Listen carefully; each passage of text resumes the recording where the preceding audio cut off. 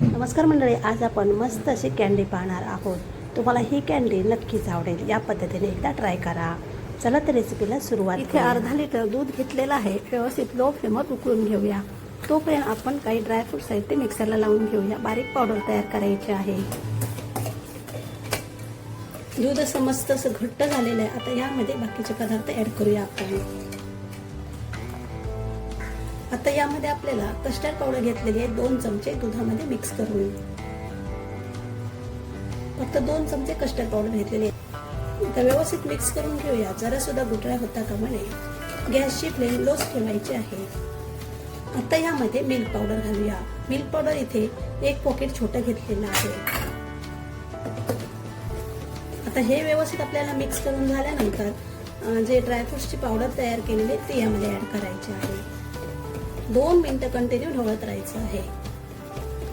इथे dry fruits powder add करूया। यामध्ये अर्धी वाटी साखर घालूया। व्यवस्थित मिक्स करूया। गॅसची फ्लेम लोच ठेवायची आहे। इथे 2 चमचे दुधामध्ये 7 ते 8 केशरच्या काड्या भिजत घातल्या होत्या, ते आपण यामध्ये ऍड करूया। म्हणजे चवीला कँडी खूप छान लागते आणि कलर पण खूप छान येतो। आता हे दाटसर आपल्याला मिश्रण तयार करून घ्यायचं आहे। त्यानंतर आपल्याला थंड होईपर्यंत ठेवून द्यायचं आहे।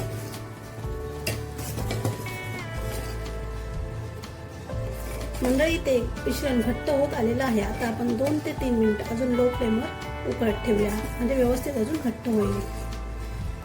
मिश्रण इथे घट्ट झालेलं आहे। आता आपण गॅस बंद करूया आणि हे थंड करत ठेवूया। त्यानंतर या पुढची प्रोसेस पाहूया आपण। आता हे मिश्रण थंड झालेलं आहे। आता आपल्याला मिक्सरला लावून घ्यायचं आहे।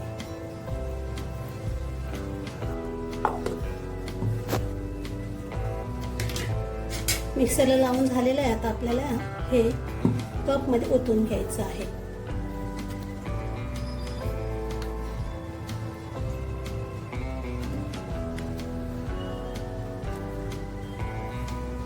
आता आपण याला फॉइल पेपर लावून घेऊया।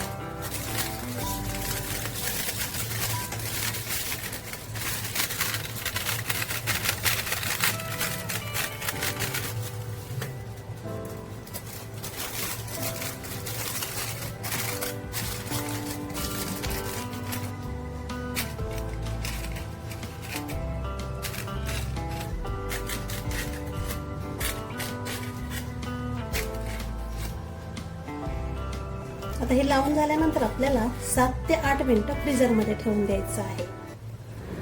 7 ते 8 तास फ्रीजरमध्ये ठेवायचं आहे।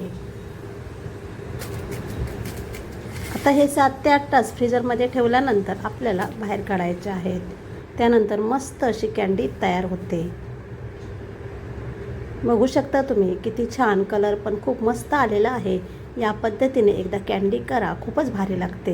ही तुम्हाला नक्कीच आवडणार। आवडल्यास लाईक करा, शेअर करा। चॅनल नवीन असाल तर सबस्क्राईब करून बाजूला बेल आयकॉन क्लिक करा।